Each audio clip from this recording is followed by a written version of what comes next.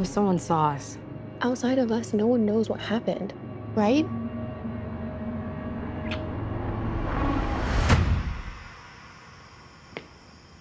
Hello?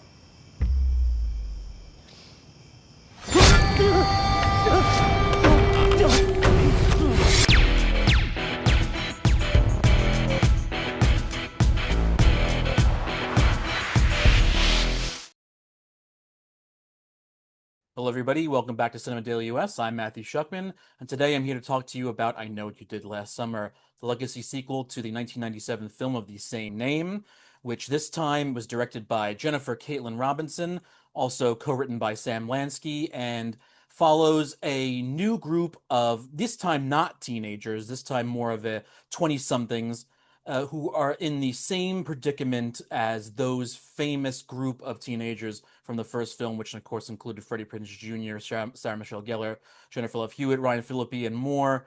And I will say that I think the funniest thing that I first saw before I see the film, I always remember back when the second film in the series came out. I Still Know What You Did Last Summer came out, and one of the cast was on Conan O'Brien's talk show, and of course Conan very smartly said, "Well, the movies are called I Still Know What You Did Last Summer, but they're talking about what happened in the original film, which was a year prior, so it shouldn't have been I Still Know What You Did 2 summers ago."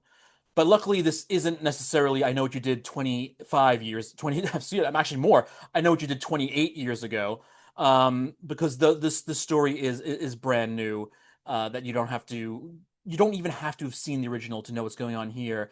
But that doesn't mean that it's all hugs and kisses and fantastically gory brilliance. There's actually a lot wrong with this film, so let's start off with that, with this film's weaknesses. From vapid characters to complete nonsense that even in recreating stuff from an original film that seemed to have worked for a lot of audiences, it is painful to sit through most of this version of I Know What You Did Last Summer. The characters make no sense even in the terms of a typical slasher horror film where, of course, people make bad decisions. This film takes the point of where they make bad decisions thrown on top of just trying to jam them all into situations that basically don't make any sense.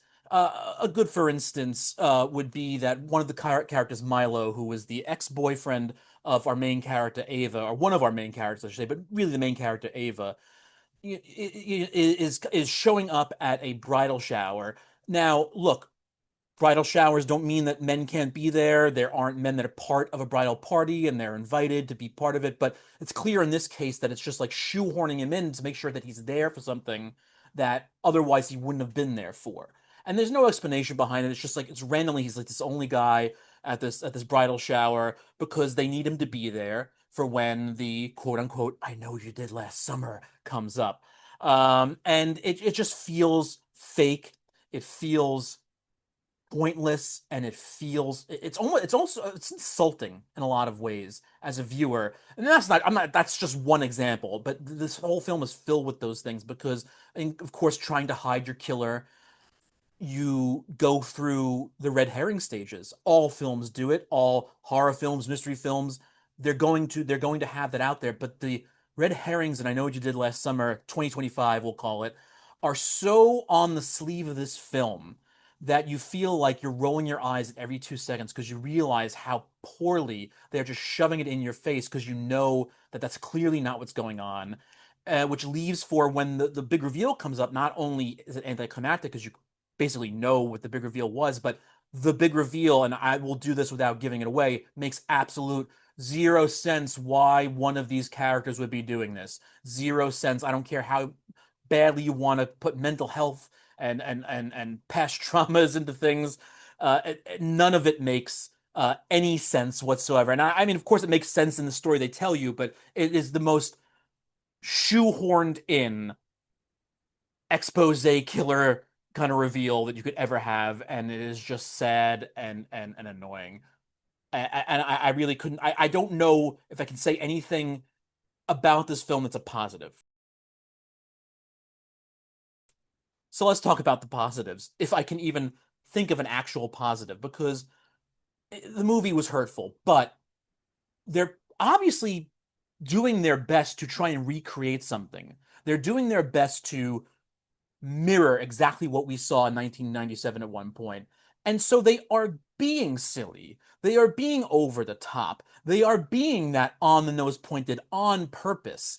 So in a lot of ways, even though I know a lot of the people around me found it very strange, annoying, and painful to sit through, it's kind of the purpose. And I wonder in a lot of ways if you can consider that a positive, because they did that job.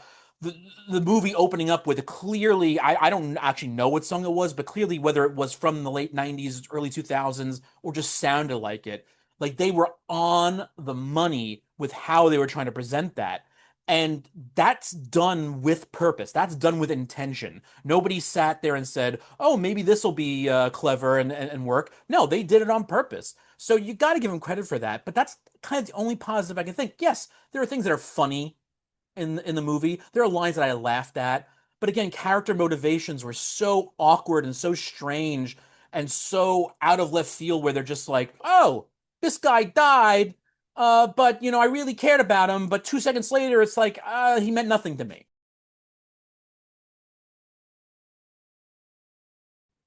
It feels very, very forced on all those levels, so it's hard to come up with a lot of positives. So I will say, at the end of the day, the final grade, unfortunately, is probably a D plus for me. Thank you everybody for joining us here at Cinema Daily US. I've been Matthew Schuchman. Until next time, have a great one.